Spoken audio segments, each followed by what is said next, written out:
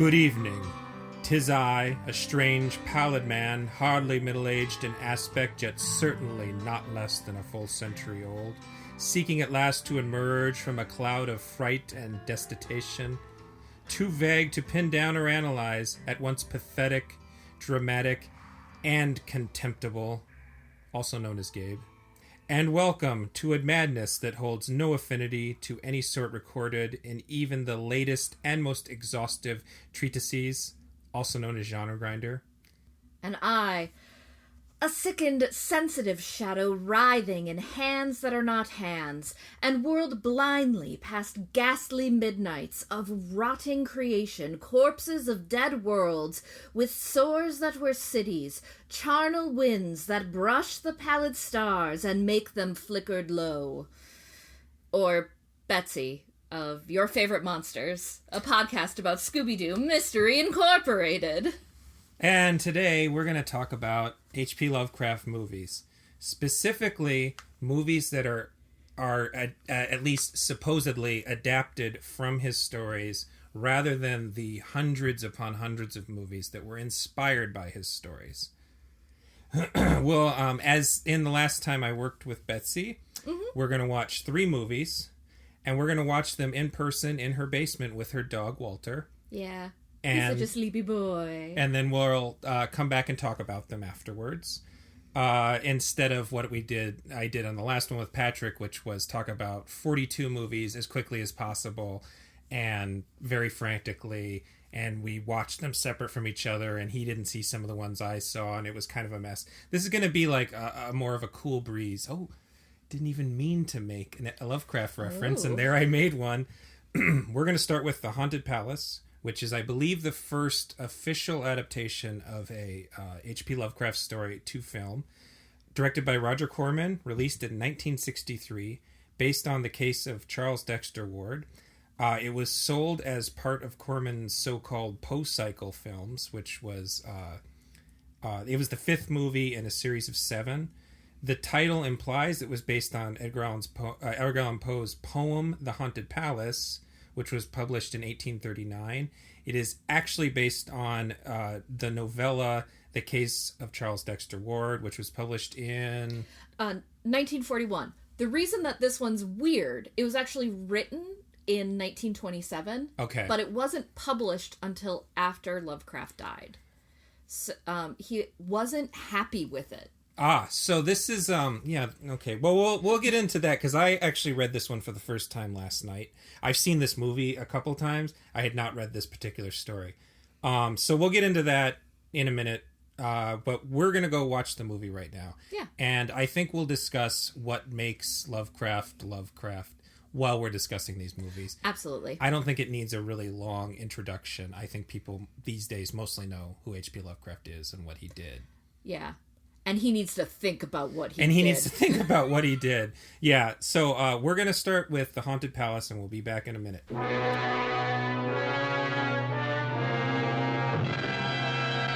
You are invited to an open house where horror will be your host. The Haunted Palace.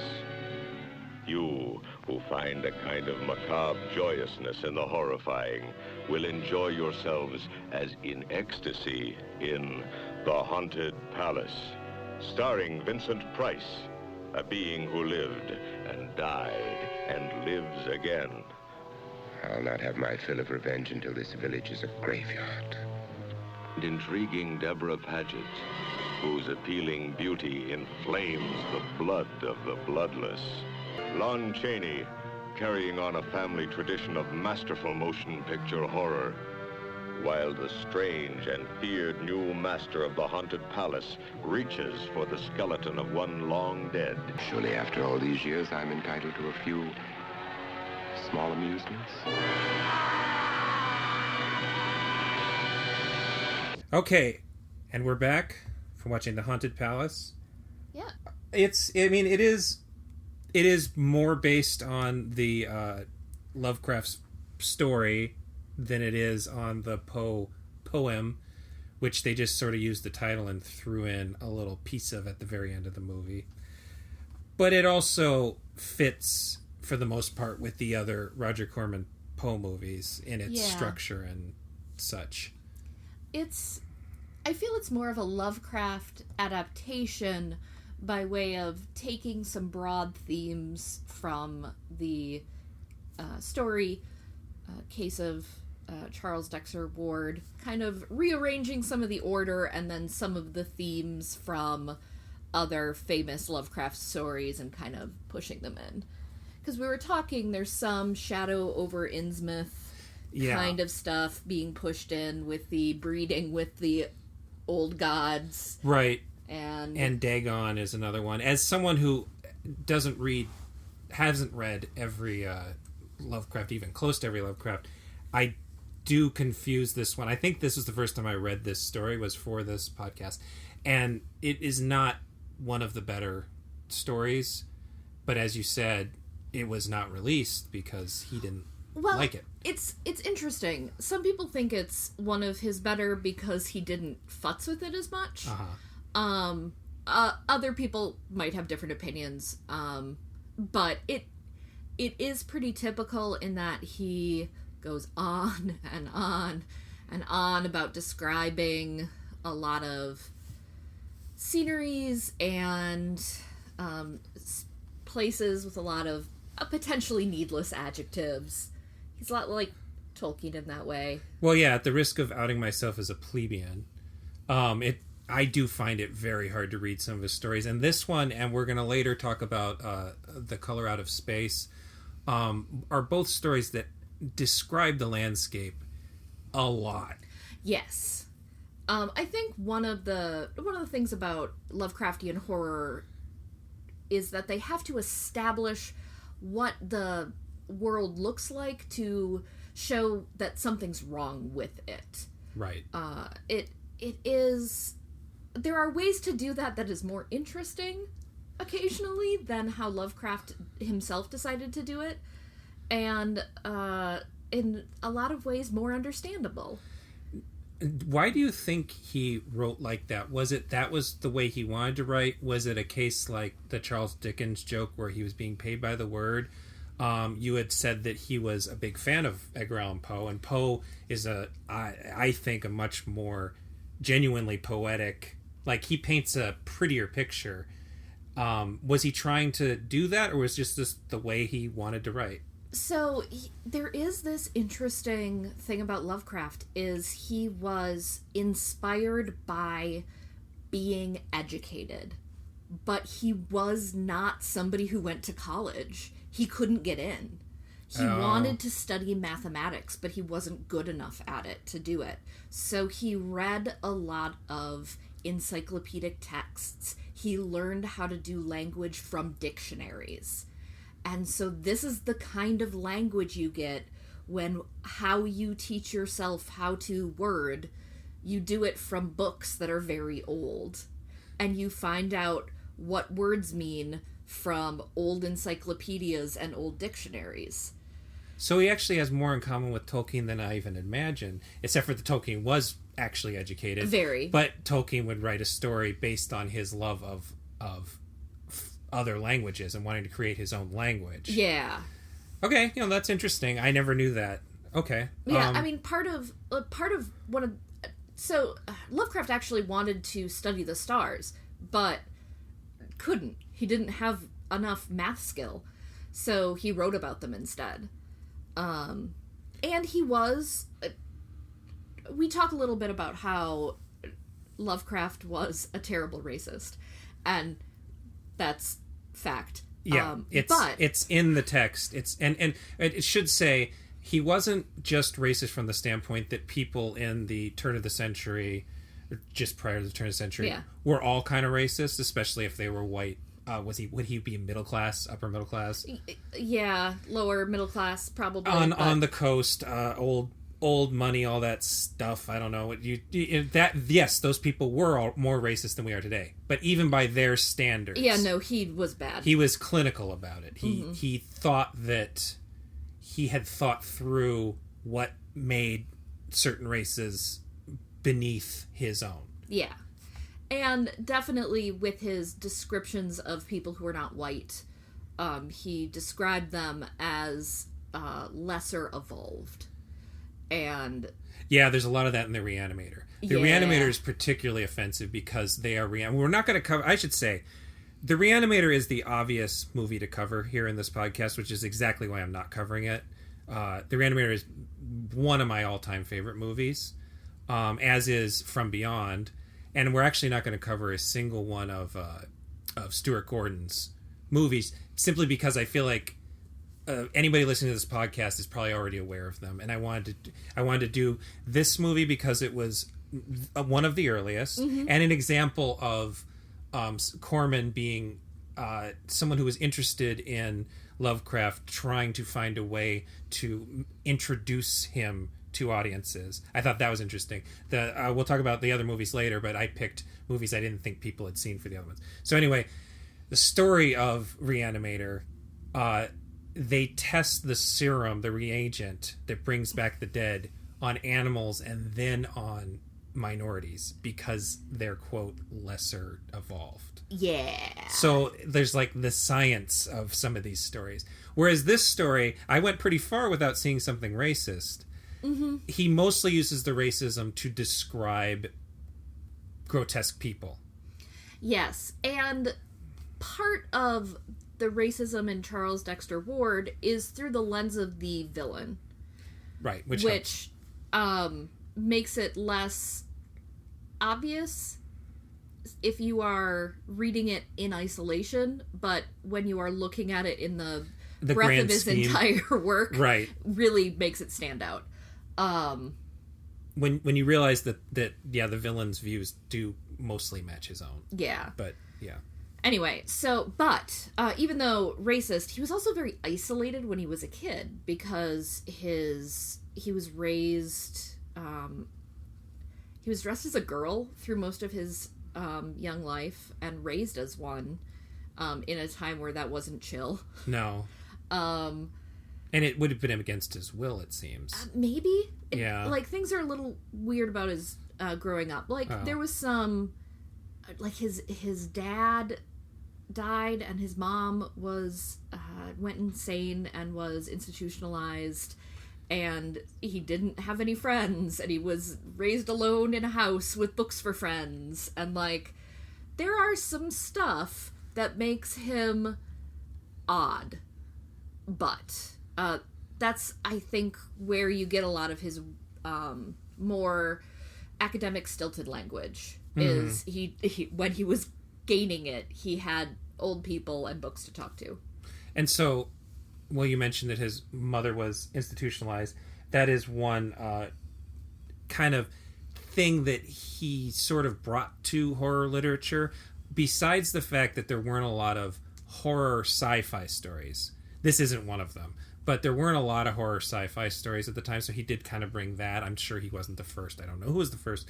But the idea of institutionalization being a terrifying thing, I don't think that was particularly common. And that ends up being a thread in the less specific adaptations. Like In the Mouth of Madness has the structure of one of his stories with the character being put into an institution. Mm-hmm. And funnily enough, this story begins with a character in an institution. Yeah, with actually the character escaping an institution. Right. And which actually isn't reflected in the movie. No, not at all. This is the part where we're like, oh, this is a looser adaptation than you might think, because it mixes things up, but the institution is never mentioned.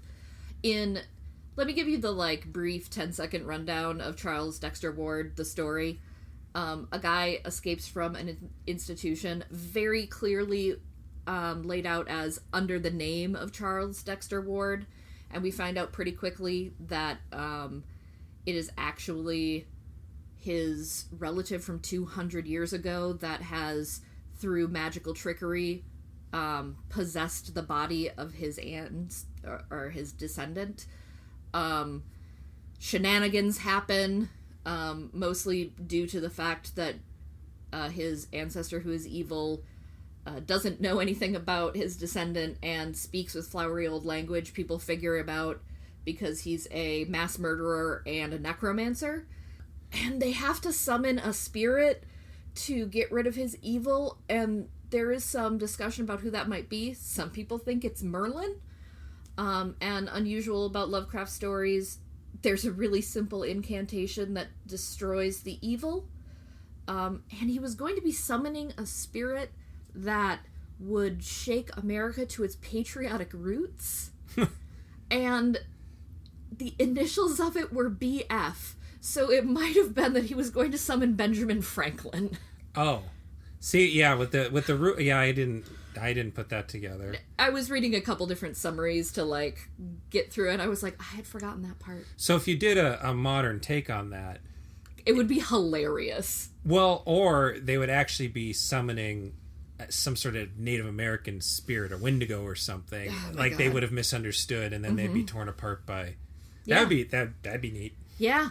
There is a much more modern version of this in 1992. Dan O'Bannon made one called The Resurrected that is a better movie overall. I think this is a pretty good movie, but it's not a great Lovecraft movie. Resurrected is probably one of the top 5 Lovecraft adaptations, and we're not going to cover it, but we will talk about Dan O'Bannon more in a little bit.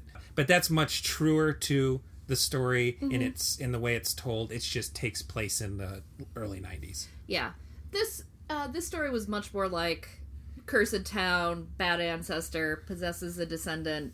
It's very close to The Pit and the Pendulum, which was, I'm trying, there were actually, I said 7 before we went and watched the movie. There was actually 8 of Roger Corman's Edgar Allan Poe films, and they were as follows: The House of Usher, The Pit and the Pendulum, The Premature Burial, which is the only one that doesn't star Vincent Price, Tales of Terror, which is a anthology, The Raven, The Haunted Palace, The Mask of Red Death, and The Tomb of Elijah.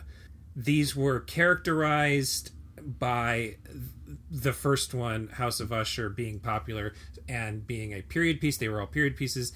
Most of them, not this one, have a scene towards the center, usually at the end of the second act, where some wacky, hyper technicolor dream will happen, because the fact that they were color films was a big deal at the time. Yeah, like I said, this one doesn't have that, but it does have the elements of someone being reincarnated and trying to bring back a reincarnated loved one. In this case, all that stuff, kind of like watching it again, thinking about it after having read the story, Dexter Ward, that stuff is kind of warring with each other. Yeah. All the fact that Vincent Price's character, the evil version, he's playing 2 characters in this. He's playing Charles Dexter Ward, who is a mild-mannered, nice guy, who's actually very sweet-natured, and is a fun character to watch Vincent Price play, because in so many of his horror movies, he's playing either an outright terrible evil person, or a sort of sarcastic, comically arrogant person. Yeah, and just to see him play somebody who really loves his wife, and like cares about things, and really doesn't want to hurt anybody, is just nice. And he's really good at playing startled, with pretending he's not startled, like that kind of speech pattern. So he plays both characters, and you can tell them apart, because not just his mannerisms, but because the Kerwin version has cakey, supposedly gray makeup that's verging on green. Yeah, the terrible death makeup is a thing. Part of it is the movies of the time, but part of it, I mean, it does help to tell the evil people all have like almost literal death masks. Yeah. But yeah, the like corpse makeup that everybody has when they're evil. And it hardly ever goes down past the face. There's always the back of the neck, and the throat area is always warmer, which goes back to stage makeup not being... Anyway, but yeah, watching it again, you realize that these 2 things, that there is the Edgar Allan Poe, Roger Corman Poe style story about evil person who gets burned at the stake at the beginning of the movie because he's a warlock, which is very much in keeping with the stuff Betsy and I actually talked about at the last podcast about witches being burned at the stake and then swearing vengeance on people. It's a very common thing, and in other Roger Corman movies, and in Mario Bava's Black Sunday, which Corman respected and actually helped put out in America. And then he swears vengeance, and he comes back, and he gets his vengeance on 2 people. I think I counted. 2 people. And then there's all this extraneous stuff about him also trying to bring back this lover or paramour, or whatever you want to call her. Yeah. That is sort of forgotten throughout the movie. And then happens right at the end. There are a couple of like different plot points that get a little confused and hang for a bit. And I actually think that the other thing, which reminds me of Innsmouth and Dagon, is the kind of fish people. Yeah, there are people who have mutations, and there's a doctor, and he literally says mutations, which is interesting. Yeah. Where they are kind of fish people. One of the people who gets killed has a fish hand. Yeah, they have like webbed fingers. Or no eyes, or like deformed mouths, and one of them really has kind of like a Frankenstein person locked in the attic that you have to feed stuff. Yeah, someone has I assume it's their child, their Yeah. adult or teenage child locked in the attic. And at one point, it's implied that these creatures, which is another funny thing to me, is if this was a modern movie, those creatures would actually be like the put upon good guys. That's something that has changed over time with something like Total Recall. All the mutants are the good guys. They just look frightening. Or Nightbreed. Yeah. Clive Barker's Nightbreed. That's just something we're used to now. X-Men. The X-Men. Mutants are good guys. X-Men didn't quite exist yet in 1963, I don't think. I don't remember. It was pretty close. They weren't mainstream, for damn sure. Yeah. But the idea that these fish people, which is what I'm going to call them, they're really more like melty people. And it is... The mutants. They're disturbing. Yeah. They look disturbing. It's not super convincing makeup, but they're disturbing. There's an idea that they're sort of drawn to Kerwin, or Dexter Ward, and his spirit. The fact that his great-grandfather was this evil thing that somehow is behind their creation. And it might be that, like, the evil god he was trying to summon impregnated the ladies, and so the bloodline is mixed with the town, and that's what was happening, but they don't spend enough time with it to, like, make that plot line come through. Again, there were a lot of plot lines that were referenced from other Lovecraft pieces, like the Fishmen. The Necronomicon shows up, but the Necronomicon shows up almost everywhere, and is in Charles Dexter Ward, because that's where he gets his necromancy from. Right. Yeah. It also takes place in Arkham. Yeah, well, that's something I was going to bring up, is that I did a little research on this, not an extensive amount, but the idea of a shared universe, which is something that's very popular right now because of the Marvel movies and how every other movie studio is trying to find a way to do a shared universe of Universal monsters or Hasbro toys. That's a popular thing now. Lovecraft was one of the first, as far as I know, pulp authors to have a shared universe. There were authors, other pulpy and popular authors, like, for instance, Sherlock Holmes stories, all take place in the same universe. But you don't have a different story by, who wrote Holmes? Arthur Conan Doyle. Arthur Conan Doyle didn't write another story that referenced Sherlock Holmes, as far as I know. But Lovecraft wrote all these stories that have the same places. There's this one in particular, this movie in particular, mentions Arkham, the city of Arkham, which is one of 3. He had Arkham, Dunwich, and Innsmouth. Yeah. This is the city of Arkham. They use the Necronomicon, which is this Book of the Dead concept that he came up with that's actually used in the Evil Dead movies. Yep. And he mentions the old ones, which is this sort of loose affiliation of ancient gods, is the best way to put it. Yeah, that's probably the best. There are, like, different ranks. And the weirdest thing about that whole thing is a lot of the Cthulhu, the mythos, which is the loose idea about what Lovecraft's universe is called, is what was created when Lovecraft was around and what has been created after his death. Yes. Way after his death. Yes. It's sometimes kind of hard to pick out. Right, and I mean, everything uses Cthulhu. It says here that this movie references Cthulhu and Yog-Sothoth. I don't remember them ever saying those The doctor. The doctor did say that? The doctor says, he brought out the Necronomicon with Cthulhu and Yog-Sothoth. And I was like, are you just going to say those things? You're just going to drop it and you're going to say nothing else. I mean, that must have been pretty spectacular idea to audiences that had not read these books. Those sound like cool words, so you got to use them. Admittedly. But that's the only, like, he's like, the old gods. These two things. And then there's nothing else said. Very, very, very, very end of the movie, it seems that this pit from the very beginning of the movie that he was using he was feeding souls to this pit god, maybe? And then the girls came back glassy-eyed and maybe pregnant. And that was another throwaway comment. Which is definitely... Dagon is one I remember. I also just watched the Dagon movie not that long ago. The Dagon movie. The not very good but not terrible version of Dagon that's actually based more on Shadow of Innsmouth as far as I know.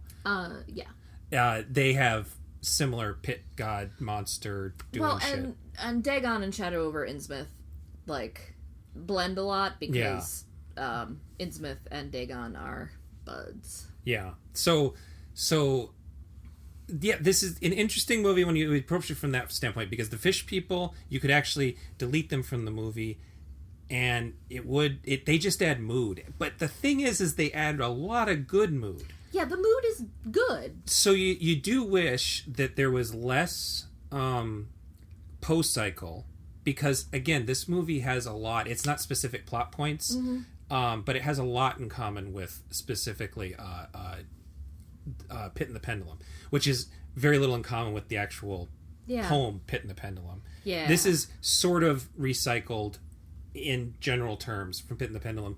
They would have taken a lot of that stuff out and actually made it... You don't even need to do the Insane Asylum stuff, but just focus it more on what this warlock did. Yeah. Instead of his vengeance. Yeah, I wanted more of his action. Yeah, and so it's really just the very beginning of the movie. At the very end of the movie, we see this kind of monster, and it looks like a certain... It's a Ray Harryhausen monster is what it looks like, and I can't remember which one it is. See, and I really thought it literally did look like the creature from the Black Lagoon, with the like flat nose into ear thing with the fringe. But it's a little out of focus because they definitely could not afford to. No. These movies were all shot on set, which gives them a really interesting look. Something I really like about them. And actually, there was a lot of overlap at this time, the early '60s. You have Poe and Corman and International Pictures, American International Pictures, Samuel Arkoff, I think his name is. They're doing these movies, and in Italy, Mario Bava is basically creating what is the Italian horror movie, because they were under fascism, they didn't have horror movies. Yeah. And in England, Hammer horror, so Terence Fisher and other Hammer horror guys are creating the new version of English horror, and all these movies are all shot on sets, and they're very stagey, and they're all period pieces, and they're all super colorful, because color film being affordable enough for a B movie is a new idea. Yeah. And they're all feeding off each other. Bava and Corman particularly had a pretty good back and forth that I don't know if they ever spoke personally, but they definitely respected each other. And there's actually a slightly funny story where Lon Chaney Jr. plays one of Price's two lackeys, one of which comes out of nowhere. The Lon Chaney one is living in the house, is clearly undead, and is a butler, basically. Yeah. And then at one point, another dude just wanders out. And he's like, my friend! Yeah. And you're like, what? And they mentioned he had two, like... But we don't see them at the beginning of the movie. It's interesting. No, and we don't. And I honestly thought that they were going to say that the girl was the other one. Yeah, no. And, like, that would have been a perfect way to, like, bring her in and, like, have it be reincarnated as the wife or whatever. But no. They were like, no, we need more of this really slow, gradual possession, which just dragged on a bit. Yeah. Anyway. But apparently Lon Chaney Jr.'s part was meant for Boris Karloff. And Price and Karloff ended up in The Raven together, but Karloff was shooting Black Sabbath with Mario Bava at the time. So there was actually like this situation where all these guys were in such demand in England, Italy, and America. And I mean, their movies would be showing at the theater at the same time too. But that was the one case where it almost created problems for Corman. And there's like, of all the Bava movies, Black Sabbath was the one that Corman re-edited the most. And so there's like suspicion that maybe he was a little pissy about it, but really the way he re-edited it was to remove all references to lesbianism, which wasn't cool with American audiences. Yeah. And because he wanted the Boris Karloff part of the 3 stories is the biggest one, he wanted to put that one at the end. That's fair. I do have to say, talking about people who are working together, I was not sure when you were talking about shared universes if you were going to go into the fact that one of the really interesting things about Lovecraft's shared universe is other writers in the pulp time also wrote into the Lovecraft universe. Yeah, and that was what I was going into, and I lost my train of thought. Yes, so like the author of Conan the Librarian. Conan the Librarian, which those classic barbarian tales.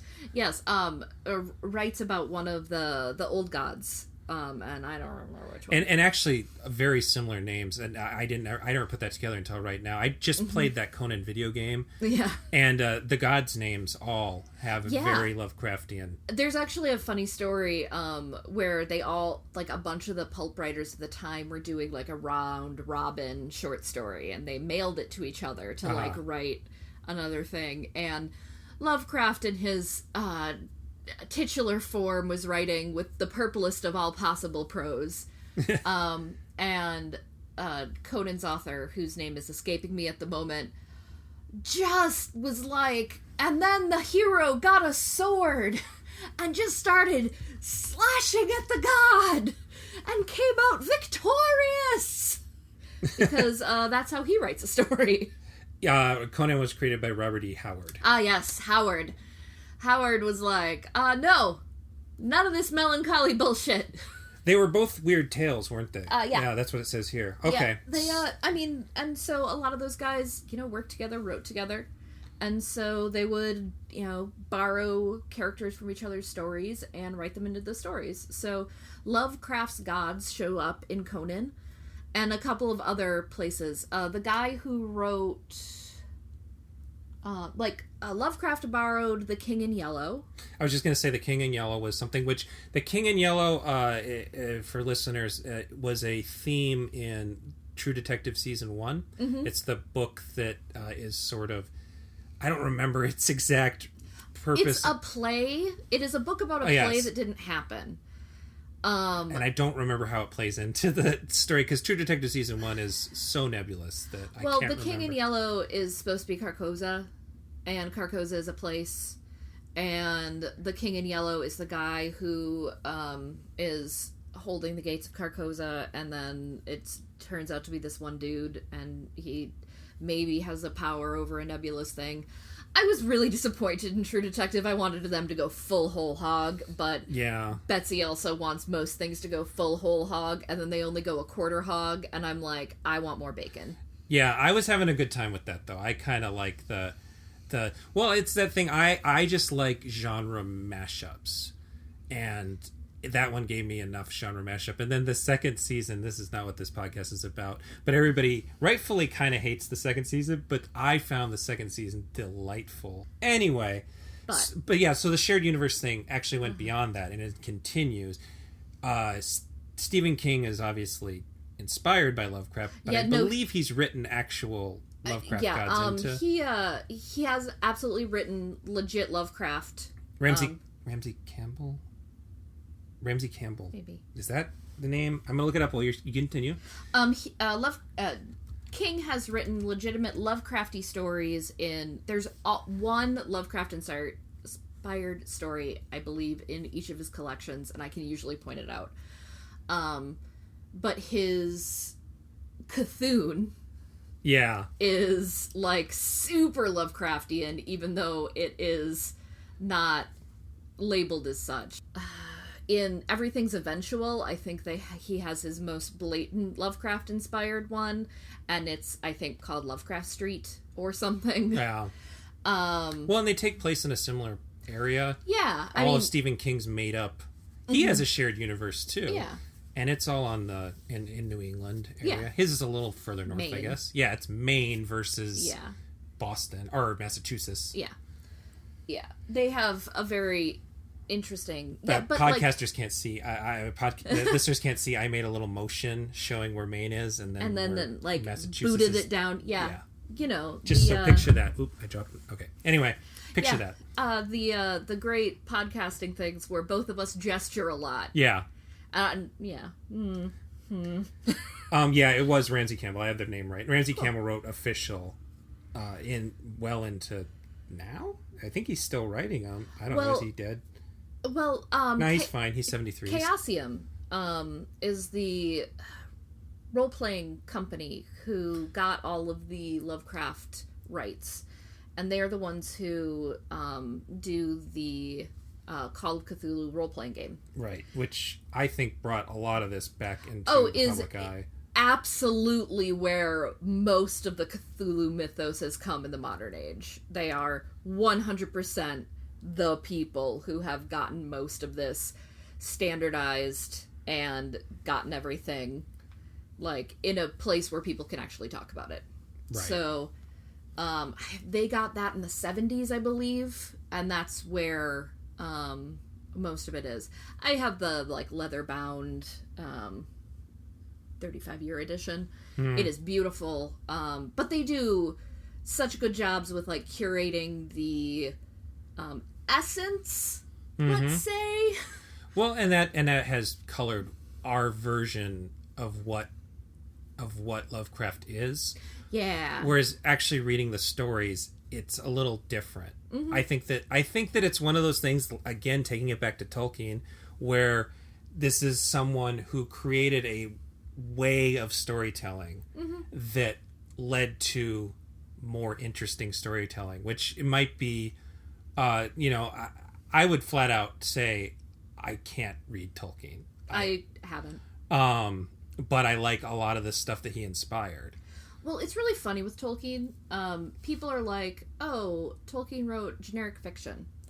Except his wizard doesn't really do magic. Yeah. And he doesn't have a lot of knights fighting evil straight on. He wrote kind of a subversive, like, fantasy story. However, he also described a landscape for 4 fricking chapters, and I can't handle it. Well, and he clearly, I mean, there's other structural things. I think structure is another important thing that neither...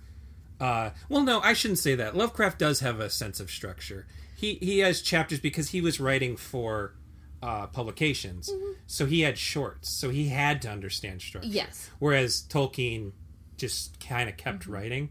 Yeah. And he did an interesting thing by splitting the second book into 2 halves. Yeah, I don't like it, but it's interesting. He did interesting stuff. They both did interesting things, and they both led to a lot of role-playing games, because Dungeons & Dragons is Tolkien. Absolutely, 100% Tolkien. They had to change... they're halflings. Yep, hobbits and halflings. They got orcs, though. I never understood that one. Orcs come from something before. Oh, okay, cool. Yep. Betsy, font of all trivia. Yeah. Anyway, we should go to the next one. Yeah, we're going to go to the next one, which is, I picked a 1997, mostly straight-to-video Canadian horror movie. Here in America, it was called Bleeders. In other countries, it was called Hemoglobin. It's directed by Peter Svatek, or Svatek. Not sure how to pronounce Norwegian names or Swedish names. Again, released in 1997, and it is based on The Lurking Fear, which was first published in Homebrew magazine in 1922. I don't think I'm gonna like it here. Looks like I may get some guests at the hotel. And with any luck, a burial plot, too. What the hell happened to the body? I think you better have a look at this. You know, for a doctor, you're really not very helpful. Says I'm a good doctor.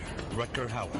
His performances in Blade Runner and Buffy the Vampire Slayer made your blood run cold. I'm always craving something, but I don't know what.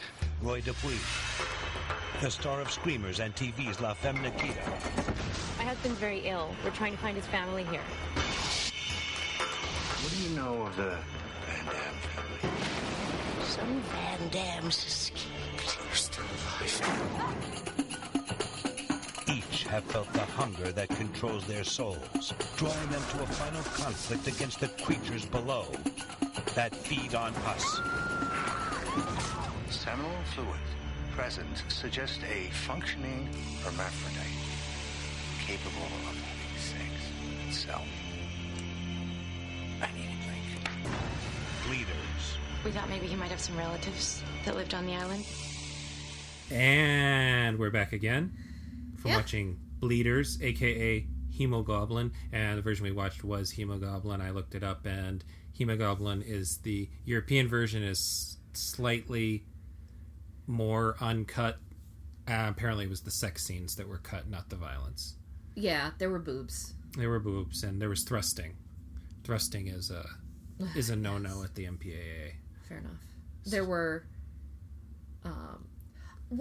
it was either the sex scene at the beginning, I think it was the second one. Yeah, there was a that's second fair. one that had more thrusting. Yeah, but they could have been both. Yeah, it could have been either. Because the first one was definitely a little bit like, okay, hi. And then the second one was like, wow. Yeah. The second one was in less taste. Yeah, the score for this movie was... I don't feel like it was bad music, but it did not fit what was happening a lot. Yeah, it was a bit of a mood clash. I guess short summary is guy doesn't know where he came from. They come to a small New England island because they finally track down where his birth certificate is. And they find out he's part of this family that nobody wants to talk about that supposedly died out 75 years ago. Note, this guy's like 30 tops. Yeah.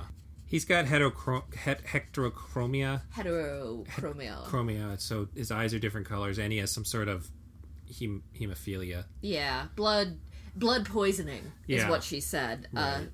Congenital blood poisoning. We find out that his entire family are inbred cannibals who have tunnels under the entire town. They are, and I remember I've seen... This is based on Lurking Fear, and I've seen two other versions of Lurking Fear, and that's the only part I remember from those two. There's a 1989 version by David McCormick called Dark Heritage, which is maybe the worst full feature-length H.P. Lovecraft movie I've ever seen. And then a slightly better one by C. Courtney Joyner called H.P. Lovecraft's Lurking Fear from 1994, which was part of the Full Moon entertainment line. So it looks nice because Full Moon had, as we talked about on the Witch podcast, they had good sets set up in Spain that they could shoot at. And yeah, the tunnels and the eating of flesh are the only two things I can recall being the same. The one thing that made these not quite vampires is that they are specifically feeding on... they've developed in their mutation, they've developed an appetite for not just human flesh and blood, but human flesh and blood with embalming fluid in it. Yeah. So I guess that's something different. I mean, that's for the movie. Yeah. Yeah. I mean, I assume they embalm bodies, but they eat... The reason that that they are attacking the town in this movie is because they've been feeding on the local cemetery. Yeah, and they're moving the cemetery with the bodies, and because the cemetery's full. And also, it was the woman who runs the morgue is using cheap coffins, which I guess is that's why they can break into the coffins and eat the bodies. They're thin wood, and so one thing you might not know about the funeral industry, if you haven't gone down this rabbit hole before, is in a lot of places with more expensive funerals, they have a vault. And especially depending on where you're at in the country, in the US at least, we're really terrified of bodies rotting. Yeah. So we embalm them, but like in the Midwest and I think in New England, they have these metal vaults around coffins, but if you're cheaper, you'll just put them in wood caskets. And so that's where you get the breaking through a coffin from the underneath. So yeah, it would be the cheapest way possible to do that. So this movie wasn't terrible. I kind of thought it was going to be terrible based on things I'd read about it over the years. It was fine. No, it was perfectly fine. It was dumb, but very dumb. But it wasn't boring. No, everybody put in a perfectly adequate job. Yeah, and there, it was pretty gruesome for straight to video in the late 90s. I feel like horror movies, there was a bit of neutering of a lot of horror movies, especially following Scream, when horror movies got popular again. Scream even had to have some footage cut out for being too violent. So I usually, when I'm watching a 90s movie, even a straight-to-video one, I'm expecting it to be relatively tame. And this was pretty gruesome. It was pretty gross. So when people got, dragged underground, they got stabbed in the back of the legs by bone axes. Yeah, they have these little bone... Pickaxes. Pickaxes, basically. Yeah. And that was pretty visceral.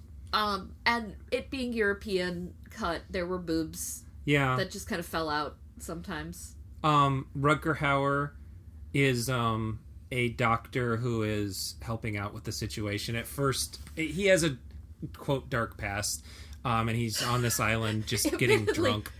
He has a quote-unquote dark past that he brings up for 2 frickin' minutes, and then he's like, and now I'm a regular doctor. And I think that from a screenwriting standpoint, the only reason that's the case is because he needs to also figure out what's going on in this town. He doesn't have the knowledge to know all about this. He's not Van Helsing. He discovers this as he's going. But he also has lots of he has a fetus in a jar. So he has a collection of weird shit too. Well, but he also said he was taking over for that's right. He was taking over for the other guy. So the other guy had that. So the other guy had done all the research, which is a bit of a Lovecraft thing where you take over someone else's research. Because they went mad. Or disappeared mysteriously. Yeah. And you're just here. You're the temporary. Yeah. And you don't know what's going on. Yes, that is a very Lovecraftian thing where you're like, oh, this is completely normal. Yeah. Wait, it's not. But I have a dark past, which causes me to not look very closely at this until it's too late. And now, this was the one I did not read before we did this. Do you recall, is it told from... They're almost all told from the point of view of one of the characters. Yeah. And I don't know if there was a doctor character in the original story that's told from his point of view. But it seems like Howard isn't really the lead, but he's sort of like a co-lead with the guy who's got the mystery disease and his wife. It was actually a reporter. Who's coming in, which is another thing because he's coming from outside the community. Yeah, that would have actually been a more interesting. And humorously, instead of a fishing community, which is what it is here, they go up in the Catskills. Oh. So it's a mountain community. Okay, so they changed it to be more Lovecraftian. Yeah.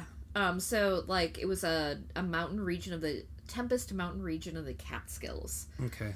And a bygone aristocratic family whose decaying mansion remains nearby is what the Martenses. There was weird accents. Yes. Howard goes between his own, Dutch with a slight American accent, and then some scenes he's talking basically in Michael Douglas's accent. Yeah, and I think everybody was going for Bostonian by way of any country imaginable. Yeah, so I think these are mostly Canadian actors. I didn't look it up, but it was filmed in Canada. I think I saw an Ontario license plate in one scene. But it's supposed to be the American... There was one real strong Southern. Yeah, there's some Southern, yeah. So what this has in common with the other one we watched is that it is a person discovering their heritage is somehow tainted or evil. Oh, yeah. And then the thing we mentioned when we were watching it is in both cases the even-headed character is the wife. Yeah. And in both cases she's not really able to save the day, but she survives. Both wives survive. But those are not characters in Lovecraft. And we're talking a little bit, and it's kind of funny because he did not write a lot of women, and the women he did write were terrible. So adding in a woman in some of his literature is a nice way to get around some of his problems. And I wonder if that goes back to the fact that Reanimator was such a big hit, and Reanimator was turned into sort of a tragic romance, where the Barbara Crampton character is the one who is the one person who recognizes how badly everything is going for the men and trying to help, and it doesn't work out. I wonder if that became a thing after that movie was a hit, that you had tried to turn Lovecraft stories into. See, and that's one thing I find so fascinating with how much Lovecraft idolized Poe. That is one thing he could not get from Poe's writing. That Poe loved women. A lot, yeah. And, like, that is pervasive in so much of his horror. Like, the destruction of beautiful things. Yeah. And how many horrible things happen to women is at the core of the terribleness of the world, according to Poe. And the fact that that's absent in Lovecraft's work is part of the problem. Yeah. Empathy for your common man is actually an issue. Yeah.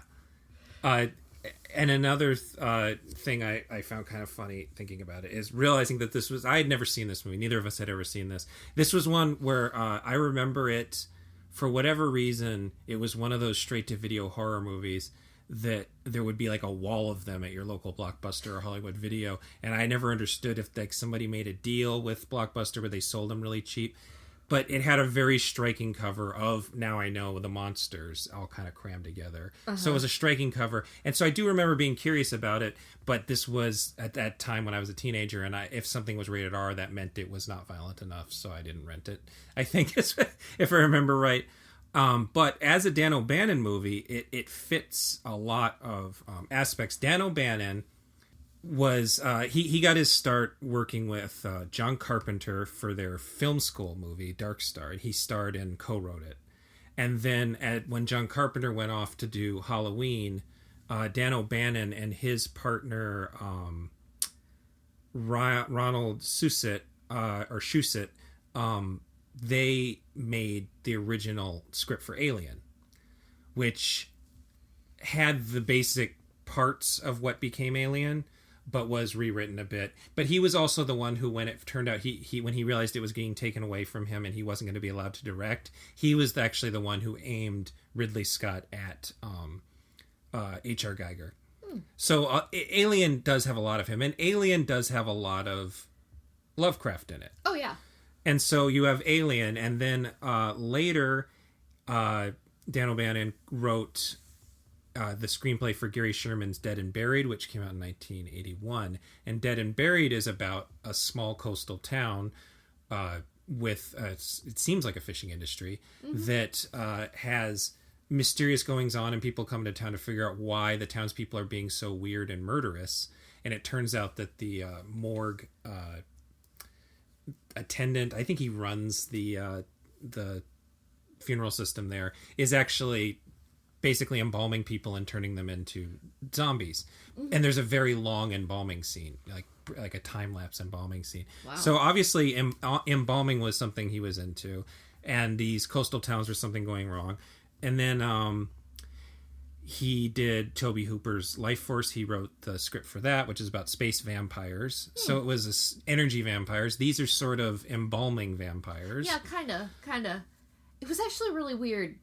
There were kids in here, and when they first started coming in, they were playing with embalming fluid. Yeah. And how much that was like, we need to introduce embalming fluid immediately to this audience. And yeah, he's getting shots of something that they don't specify is an embalming fluid, but when she tells Rutger Hauer what it is, he's like, that will probably kill him. And she said, no, it works fine, trust me. So I think that they've figured out something. She's a nurse, but it seems like she's specifically a chemical nurse of some kind, because she knows more about, like, she later on talks about the idea of when they figure out what he needs is embalming fluid, and he eats a baby. Yeah, a very, very dead baby. So, like, you know, the gross factor's there, but we don't see it happen. This movie does have a problem with not wanting to step over a line, having a really gross idea, but not wanting to show it to us. So, like, he eats a baby to survive, but we don't see that happen. And then they have sex immediately afterwards. Yes, they do, and they play, unfortunately, romantic music. But so, and then the other thing I noticed, I should say that Dan O'Bannon also co-wrote Total Recall for the Verhoeven movie, and he did another Philip K. Dick adaptation, Screamers. Ryan Shusett worked with him on both Recall and Alien and this movie. And this was the last of his screenplays to be produced while he was still alive. And then he's only directed 2 movies. Okay. One being The Resurrected, which we talked about earlier, which is a very good adaptation of Case of Charles Dexter Ward. The other one being Return of the Living Dead.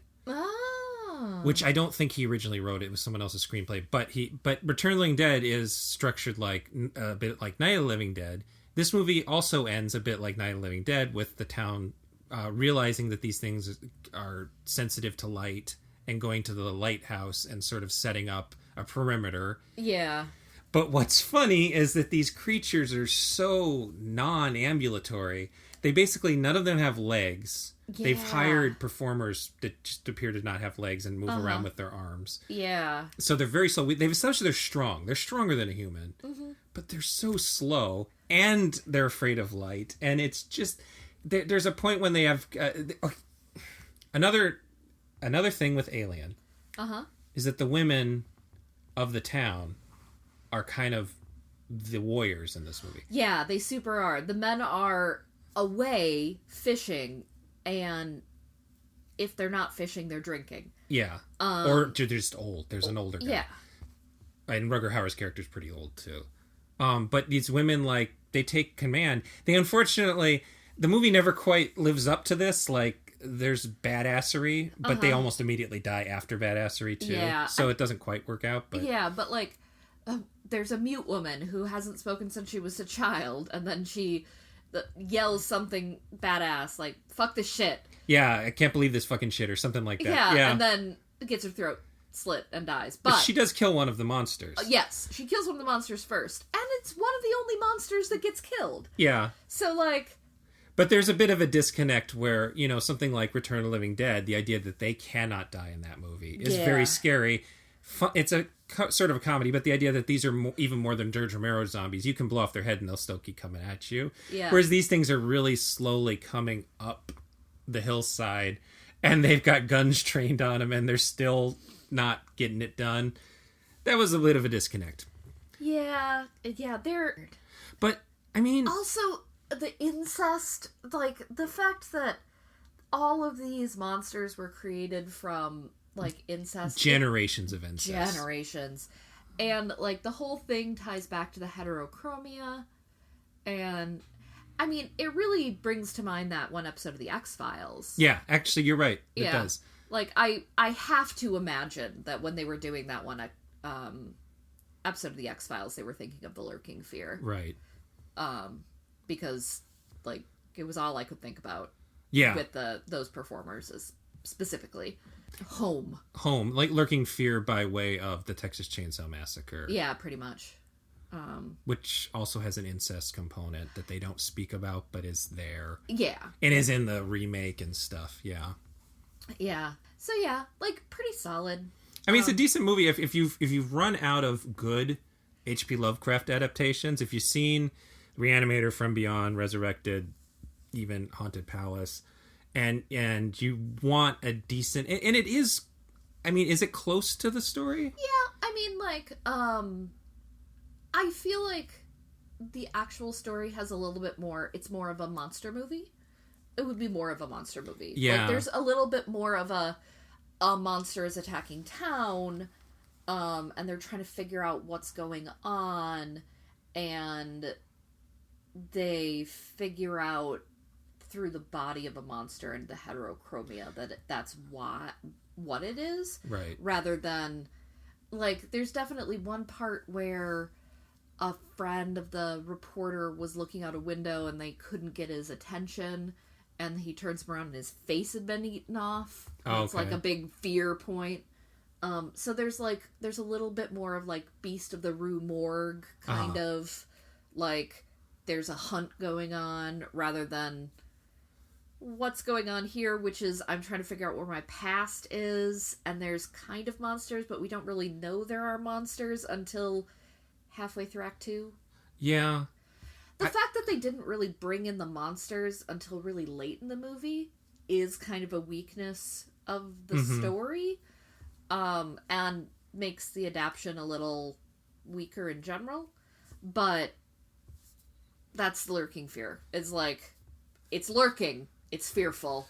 So it is even more like Reanimator than I thought, because the Reanimator story is really about Herbert and Dan doing their experiments. The Reanimator movie is about that, but it's also about the fact that Dan has this relationship and that, that what's going on at the school. So this added a relationship component that's almost backstory. Yeah, it's one of those that, like, in a short story, you can drop people in the middle of something, and you'll accept that because it's only 50 pages, or it's only so many pages, and you'll be like, okay, it's a book, I'm fine with this. In a movie, you need more than that because they're people that you're watching. Yeah. And sometimes you can accept it because it's good enough, but a lot of times you need a little bit more to hang your hat on. And you could tell this was a decent screenplay. Yeah, but I mean, it was an additional writer credited, so some things were changed, and the cast tries. And there were characters. That's another strength of Dan O'Bannon's stories, is he has characters. Yes, he always has characters, and there are definitely plot threads that I think they could have done more with, and my guess is some of that got left on the cutting room floor. Yeah, like there was a plot thread of the person who was trying to get out of town, and there was like competing grave robbery. Yeah, that did get dropped, didn't it? Yeah. And there was a thing about these kids being around, and why are they playing? And so I thought that maybe they were the ward of they were the wards of the embalming lady. Yeah, the kids were like playing in the morgue and like where they weren't supposed to be, and then they get dropped for half the movie, and then they come right back in to be victims. And you're like, oh yeah, the kids. Oh, something's terrible going to happen. It's been way too long since we've seen them last. Yeah, I guess, is the fat kid the only one who lives? Because that's really unusual for a horror movie. No, 2 kids lived. 2 kids lived. Okay, there's a sort of slightly mean boy who's one of the older kids who's overweight. Yeah, he's mean throughout the whole movie, isn't he? Really he survives. I assumed he would be the first to go because it's about cannibalism, so the shorthand being, they're going to go for the fat young kid. Yeah, no, the girl goes first. Yeah. And, like, a blonde little girl in a movie like this, I think she's a blonde little girl. No, she was a redhead, then there was the slightly older girl was also blonde. So, 2 girls. Yeah, girls had, like, a ticker over their head in this movie. And it ends with the girlfriend being pregnant. Yeah. And they don't really, like, go dun-dun-dun on that, but at the same time, dun-dun-dun. That was one thing that Howard does well. I do feel like there's a possibility that Howard was going a little method on this. He seems maybe a little actual drunk throughout the film, but I can't imagine he was paid handsomely for this role. But he is good in it, and he does a good job of being the guy who's like, ugh. There's a really good part where he figures out what can save the man. Mm-hmm. And I know how to save you. And as the audience, we know it's eating embalmed flesh. And there's a pause, and he sort of like whispers in his ear, how badly do you want to live? That was a good touch that I'm sure was in the script that Howard was able to sell. So Howard does sell this sort of, I guess you're pregnant. Because she says, I felt the baby kick. And he has this sort of like, I guess I'm glad for you. Look, it worked pretty well. Well, which was, she's planning on leaving the island with her baby that's gonna have to eat embalmed people. Yeah. Ugh. Well, and it also, again, the whole idea being that the reason this started is because there was a countess who is so in love with herself that she has to make love to her twin. Yeah. And so that's like, there's the incest angle, but it is sort of dropped until then, the very end of the movie. And then there's also the angle that these mutants have are, as Howard puts it, functioning hermaphrodites. Yeah, which is another angle that I feel like that if this was a grosser movie, it would have been nasty, and I don't really want that in my life. But at the same time, I kind of wish they would have gone for it, because it would have been something to separate it from other movies. It's funny in a weird way. Lovecraft usually has something weird and sort of like unnatural mystical going on, except Lurking Fear is just like incest. Yeah. The only thing about it is it's his other thing where it's like the human grotesque. Yeah, so not the worst movie, not the best movie. I don't think there's a very good version of it out. We watched the DVD and it didn't look great, so yeah, I mean, don't break your neck finding it, but yeah, and I mean, it was fine. Yeah, it was all right. And so the next movie on our list, and going to be the last one, is The Color Out of Space. This is a German film. This is much more recent, 2010, and it's directed by Huan Vu, who is a Vietnamese, born in Vietnam, I believe is what I looked up. He was born in Vietnam, but grew up in Germany. And it's apparently very arty. And I'm really excited. Color Out of Space is my favorite Lovecraft story. Yes, it is the most adapted one, which we will talk about. I have some notes there. Okay, so we'll take a break and we'll see you again. Alles begann mit dem Meteoriten.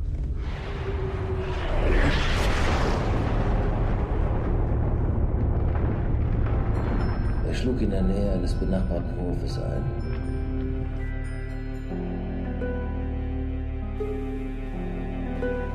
Was ist? Er ist noch verdammt heiß. Um auf den Hof der Gärtners zu gelangen, mussten sie bei uns vorbei. Ich sah sie, neugierig wie ich bin ich mitgegangen. Wir waren gekommen, um noch eine Probe zu nehmen, weil die erste verschwunden war. Spurlos. Einfach weg. Niemand vergisst sie. Die Farbe. So, that we watched The Color Out of Space, also known as Die Farbe. Yes. Oh, I always roll things because it's Spanish. Just The Color. It took until just like while we were watching this to realize it's not some weird poetic thing to say the color out of space. It's literally the color from outer space. Basically, is what it's saying. Yeah. Out of space from. I didn't understand. Yeah. I thought it was some weird turn of phrase that I just didn't get all these years. No, it's from a meteorite. Actually comes in. The color out of space. Because I've been calling it the color of outer space in my mind for so many years. Yeah. That then I'm like, oh no, it's more poetic than no. It's just it's fine. Yeah. No, it's a color from out of space. This is one of Lovecraft's longer stories. No. It's a perfect. It's one of his more contained stories, I think is the way to put it. It's actually one of his stories that you'd probably call it one of his first like mashups of science fiction and horror. Right. But it's very contained. It is in the village of Arkham. Yes, they mention Arkham. I did read it. They also mentioned Miskatonic University being a place. I don't think that they actually study the meteorite there, but no, I think they just mentioned that it's nearby. Yeah. Okay. I think some professors from Miskatonic came down to study the meteorite. And so the story was originally published in Amazing Stories in 1927. Mm-hmm. It is almost certainly the most adapted Lovecraft story. There was a 1965 version by Daniel Haller called Die Monster Die, which is starring Boris Karloff. Pretty loose adaptation, if I'm remembering correctly. It was actually made in part to cash in on the Corman Poe movies, was a funny thing about that. There was a 1987 version called The Curse that was directed by actor David Keith, starring a young Will Wheaton. And I almost wanted to watch that one instead because I have a copy of it. But I figured it was one of the more seen ones. But the reason I wanted to talk about it is because there's a rumor Lucio Fulci as Louis Fuller is credited as, I believe, producer or something. But the rumor is that because he was an actor, David Keith didn't really know what he was doing. It's not a very good movie. It's pretty boring, but there is a sort of Italian horror vibe, and you can, there's lots of gross like sores on people's faces, which is a very Lucio Fulci thing. And then there was an Italian version called Color of the Dark that we almost watched instead of this one. But this one had gotten pretty good reviews, so I thought it would be interesting. It was, I think that it's also important that a lot of H.P. Lovecraft culture is fan films, and I guess I don't really know what the difference between a fan film and an independent film, but there is a whole culture of very low budget, often short films based on his stories. And I think probably the difference between independent films and fan films is fan films are adaptations of cult material. And usually are something that they don't really have the rights to work with. Yeah. Lovecraft, I don't think that there is rights issues. I think, I don't know how that works. Stories aren't that old. They're not 100 years old yet, so. But they don't have to be quite 100 years old. Okay. Anything, I can't remember. Disney didn't fuck that one up. Well, Disney fucked everything up. But, so anything, I think, before 1926? Okay, so that is quite a few of them. Is fine no matter what. But things in between 26 and 65 are complicated. Because if you didn't renew your copyright correctly in between that time, there are some squishy things. Which is why Night of the Living Dead is in the public domain, because they accidentally... You could have lost your copyright at 35 years by not renewing it correctly. I think theirs was actually a case that somebody put it under Night of the Flesh Eaters. Yes. So if there's a version that's titled Night of the Flesh Eaters, that belonged to George Romero's estate, but no versions are called that. And, there are other things, copyright attaches automatically now, but it didn't attach automatically when copyright was being attributed back in the early part of in the 1920s. You actually had to register things, unlike in the rest of the world. And we could go into that a long time. I did actually study this, but it is super boring and no one really wants to know. But so I think that a lot of these Lovecraft films do count. There's I believe there is a society of Lovecraft adaptations. There was a video series, I remember. Probably. The other thing I think you get with the difference between fan films and independent films is there's a lot more forgiveness on if it's bad. I mean, because we're talking really independent. And I think when you use the designation fan film, people assume that some guy did it in his basement. Yep. Some people got together in a state park with a camcorder and have a lot of passion and not a lot of planning. Right. And so when I made this list, which I will link to, it's a Letterboxd list, I made sure to not include anything that was under an hour long, because there's so many fan short films. There's hundreds probably. And most of them are on YouTube if you want to look for them. I believe one of the more famous ones was which I believe comes in at feature length, is Call of Cthulhu, that is shot like a silent film. Yeah. It's an interesting idea. I don't think it's a particularly good movie. No. I think this one maybe is the best of these I've seen. This wasn't a perfect film, but this was a very well put together film. And you know what? It actually, it hit a lot of really good things. I actually thought the acting was very good. Yes. The acting, the difference between a bad fan film and a pretty decent independent film is the commitment to the material by the actors. Yep. And that is what these guys had. Actors, and then putting some effort into your compositions, not just shooting handheld or this was stylistically interesting. It starts similar to something like what was Sky Commander and the Sky Captain in the World of Tomorrow. It starts like that, and I thought it was going to be like that the whole way through, but that was really, I believe, a way for the director to cover the fact that he wasn't filming in America. Yeah, I was a little nervous the first part because it was so obviously green screeny and fake, and I was like, oh, this is going to be a whole stylistic thing, isn't it? And it was really so he could have a couple more locations. Yeah, actually, and so you should say what is the story of because this is really close. Oh yeah, so this movie, basically a guy's looking for his dad because his dad was a medic in the army and has gone missing right 2 years after he closed his private medical practice. And he is in America, but his dad is in Germany. And he's disappeared in Germany.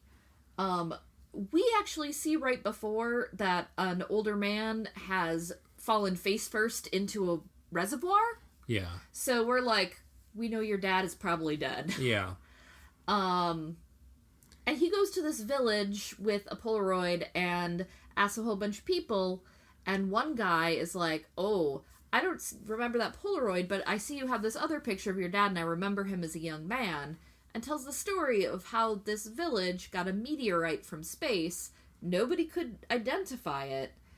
It ruined the lives of everybody by creating giant fruit and rotting a family out. And then later, at the end of the Second World War, some American troops came by and maybe let the evil out again, and I was there and your dad was there. Sorry. And at the end of it, he finds his dad, but his dad seems to have gone mad from the revelations. Yeah.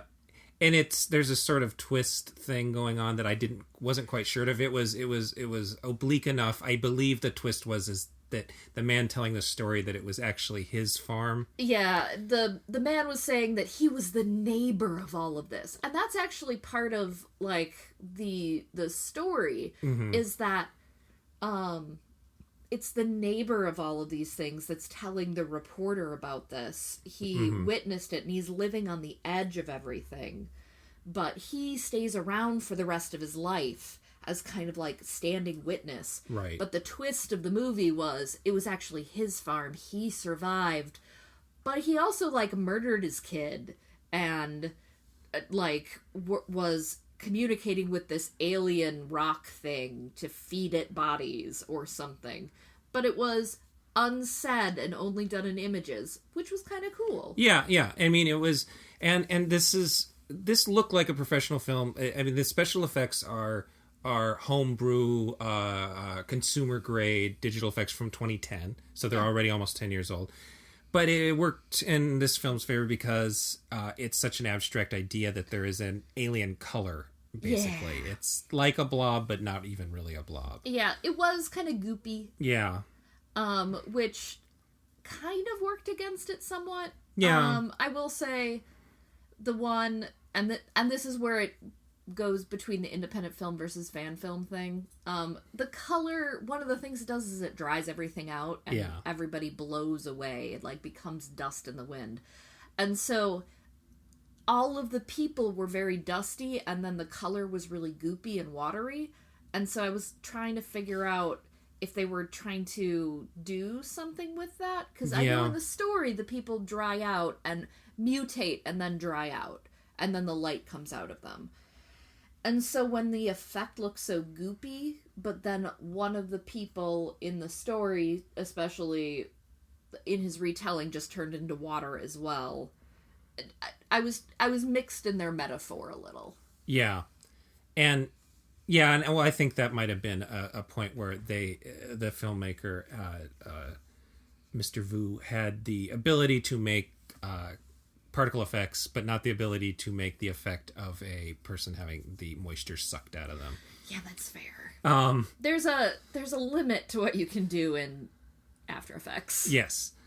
I'm double checking. So the Curse, the 87 version, basically is contained within the farmhouse, and it's just about the family deteriorating.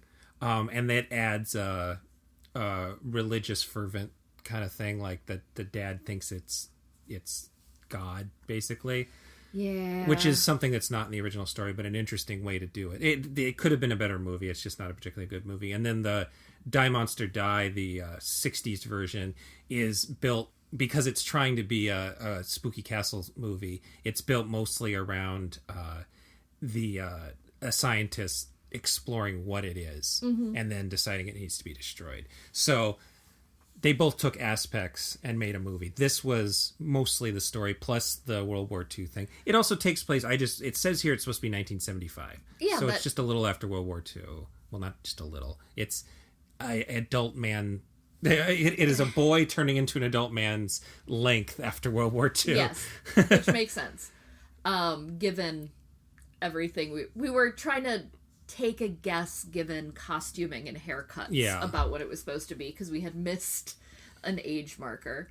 I don't think I specified. It's all in black and white. Oh, except for at towards the third act, the color itself is sort of a purple. Yeah, a really vivid. So it's got a little of that Sin City thing, only not in an obnoxious way. Yeah, it does it very well. It tries to do like an ultra purple kind of thing, ultraviolet. And then the idea of it being an unnatural color, well, it's natural to us, but the world of the movie is black and white. So that is an unnatural color to the world of the movie. And it was a pretty clever way to do it, I think. Yeah, it worked really well. It did some really nice things. Like, having the framing story is definitely a thing in Lovecraft. Having everybody removed from the actual experience of it allows that kind of detached horror and inability to describe what's going on. Yeah. Having somebody tell you about what's happening means that the text doesn't need to. Right. Because people are like, I don't know what I saw. It was terrible. Right. I can give you a lot of adjectives, but then the narrator doesn't need to. It's a gimmick, but it works. Yeah. And it's scary because you have a person describing to you what you saw. It's the same thing when you have your narrator be first person. Yeah. You only have the words of the person. Right. And also, it's a thing, while I was reading this story, I realized how many, we have these 4 or 5 direct adaptations plus the short films, but it's arguably the basis for like almost every space horror story where some sort of intangible horror attacks. And so I was looking into this, and Stephen King claims that the Tommyknockers is based on it. Yep.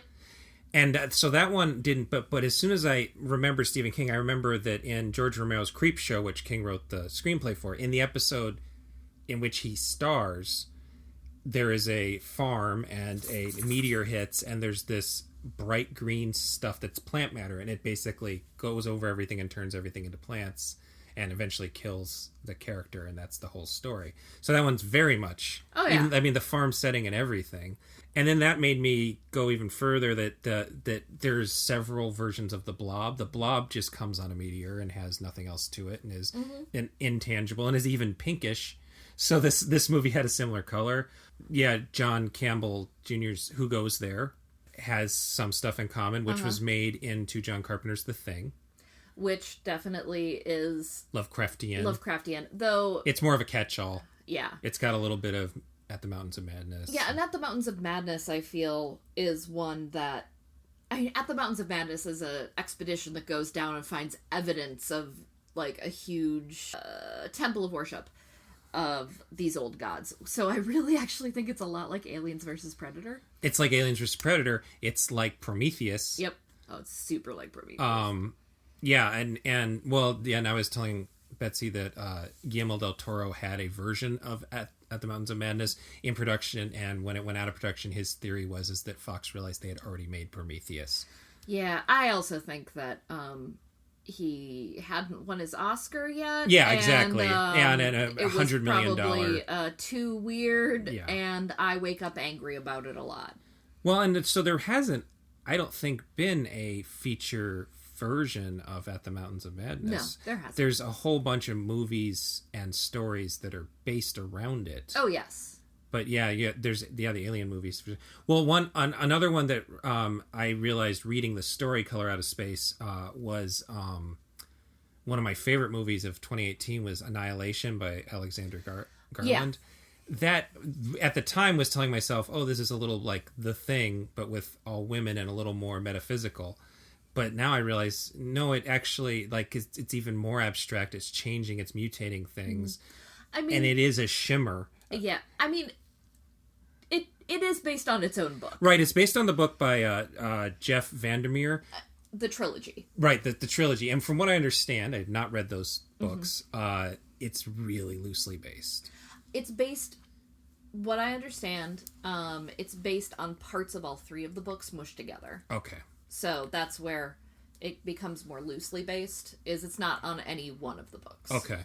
But yeah, so I have an affinity for this type of story, because those are a lot of, those are movies that and they say something about disease, they say something about mental illness, they say something about isolation.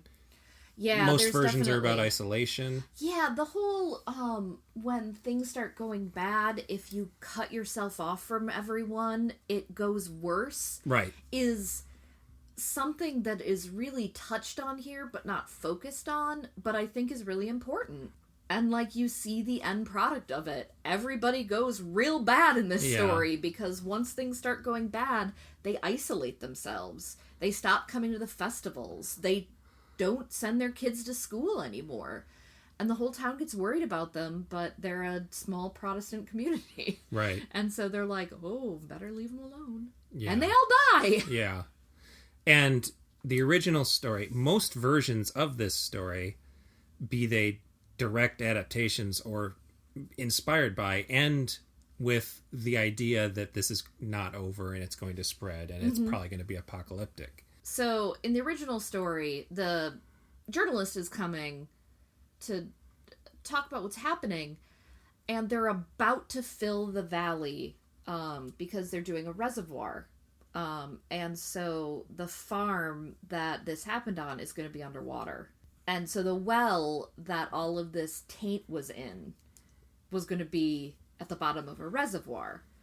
And so the implication in the story is that it's going to be buried in water, but, like, who knows how long it's going to be until that entire reservoir is tainted. Yeah. Because it spends the entire first half of the story talking about how the heat that the meteorite gives off doesn't have a limit as long as the meteorite is around.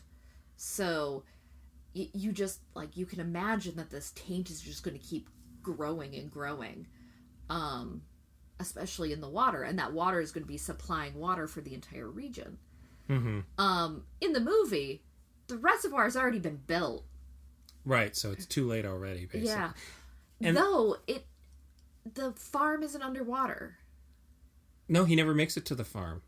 That in the modern day. Oh, okay. Yeah, in the modern day, the son looking for his dad never makes it there. Okay, so he farm just is hangs underwater. out at the one guy's house. So yeah, it is already underwater. Okay, and then the or it's well. Yeah, that's they're building the. You're right. I don't remember. It's gonna happen. It is either gonna happen or is happened, and then they show that the water is supplying a very large town already. Oh no, the lights, the people, they will all turn to dust. But the color, the entity that was the color, goes back into the sky. Right. And in the original story, the color went back into the sky, but the taint was still there. Right. So the poison will still happen. It just won't be directly influenced by the alien. Right. And that was important in the story. Like, this alien thing gave it consciousness, but it wasn't going to stop just because it was gone. Yeah. So maybe it's even worse. Part of the reason Lovecraft wrote it like this was he was sick of people making his monsters people. Because people were like, oh yes, your Nyarlathotep is a dude. And he's like, yeah, no, they're unknowable. I'm going to write this thing. And then he wrote The Color Out of Space. Yeah. Originally sold it for $25, which was $365 at the time. And the guy he sold it to, he referred to afterwards as Henry the Rat. And I'm like, I feel you, dude. Yeah. I mean, no, if he idolized Poe, he had to sell things for too small a price and die in poverty. He didn't die in poverty, though, did he? No, I think it was disease. Yeah. Admittedly, he was allergic to everything. Right. He was allergic to lettuce. Yeah. Had terrible, probably, gastrointestinal illnesses. He was scared of seafood. Mm-hmm. He ate peppermints all the time to try to settle his terrible stomach and probably hallucinated. Mm-hmm. He had to drop out of university because of his illness. Okay. On top of not being super great at math. Super good at what he wanted to do. Yeah. So, yeah.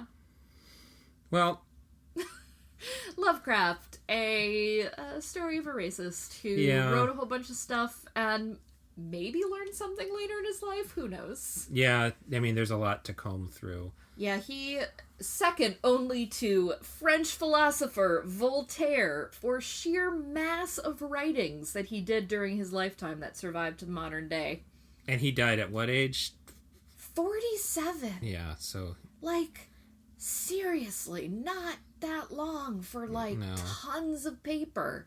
No. People have done their entire academic careers on writings he's done. Yeah. And for somebody who did spend half of the 20th century in relative obscurity, that's a lot. Well, that was part of the reason why the first movie, the Haunted Palace, they wanted to do an adaptation of Dexter Ward, and the higher-ups at AIP was like, nobody knows who Lovecraft is. We want to sell it as a Poe movie. So, yeah, even back in 1963, people weren't really all that aware of him. Yeah, apparently, 60s and 70s counterculture was really what started bringing him back. So, another parallel to Tolkien, but people still know who Tolkien was. He just had a resurgence instead of. People wanted to be scared. People wanted to be elves. Yes. And that's still the case. Yep. All right, well, I guess that brings us to the end. Yeah.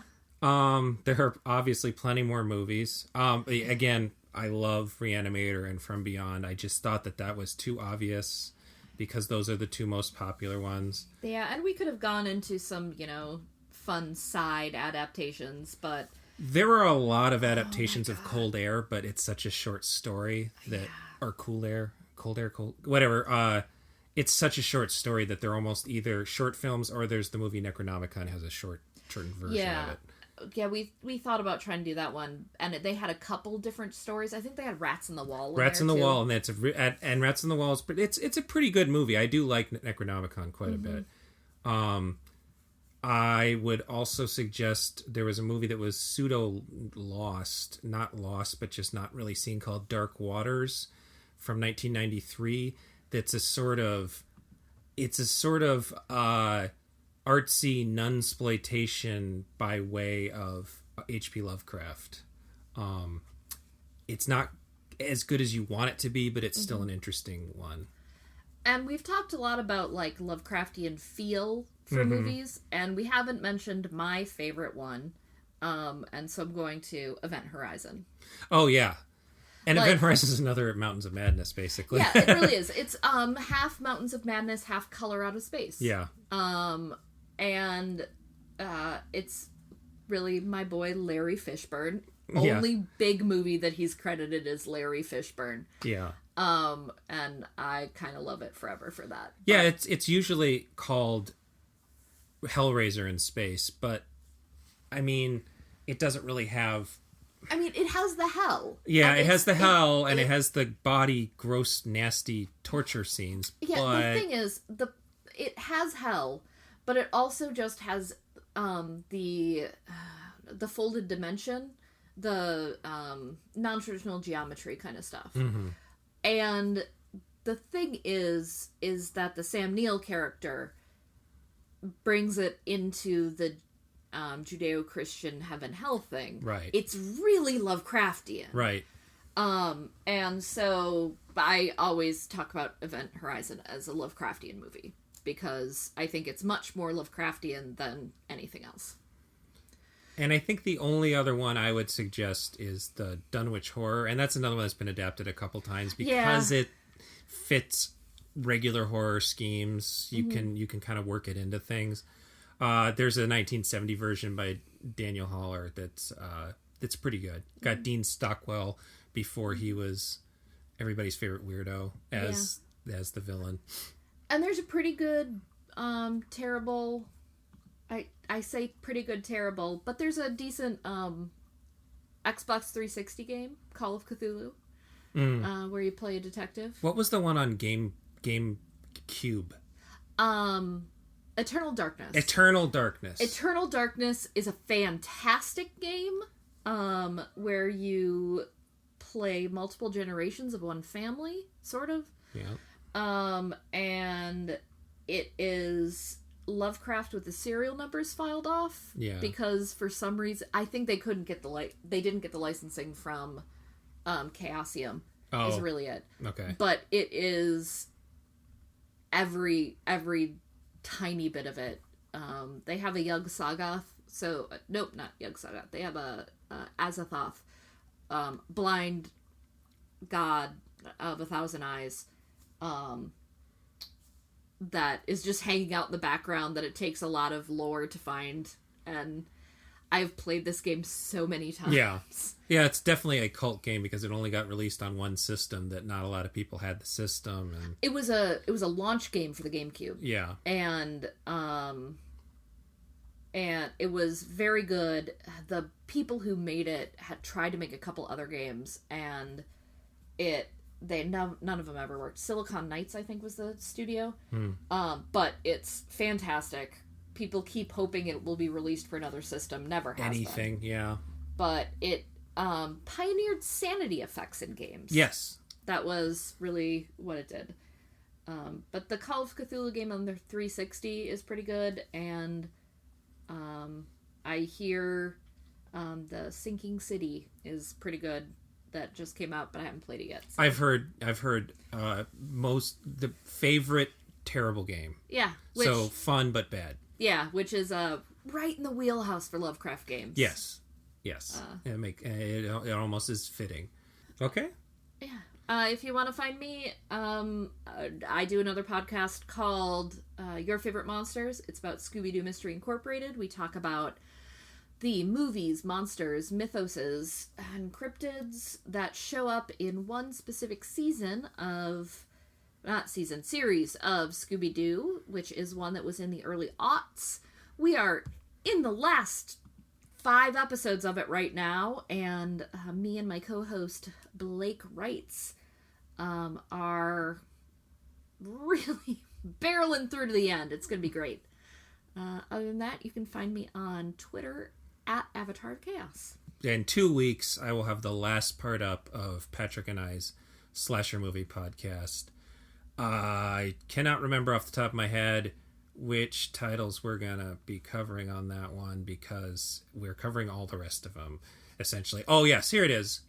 We will be covering Hell Night, Don't Go in the Woods, Lady Stay Dead, Absurd, Just Before Dawn, Strange Behavior, Hospital Massacre, aka X-Ray, Nightmare, Dark Night of the Scarecrow, Halloween 2, Saturday the 14th, Madman, and The Prowler. Ooh. And then I believe 2 weeks after that will be a kaiju show, but I haven't hammered that one down yet. Please reach me if you have any questions or comments on Twitter at Gabe M as in Matthew Powers, on the Genre Grinder website, genregrinder.com, or on the Genre Grinder Facebook page. Until next time, stay moist. That's a terrible thing. Until next time, stay sane. Ugh. Yeah, nope. Can't do that one. Until next time, watch out for octopuses.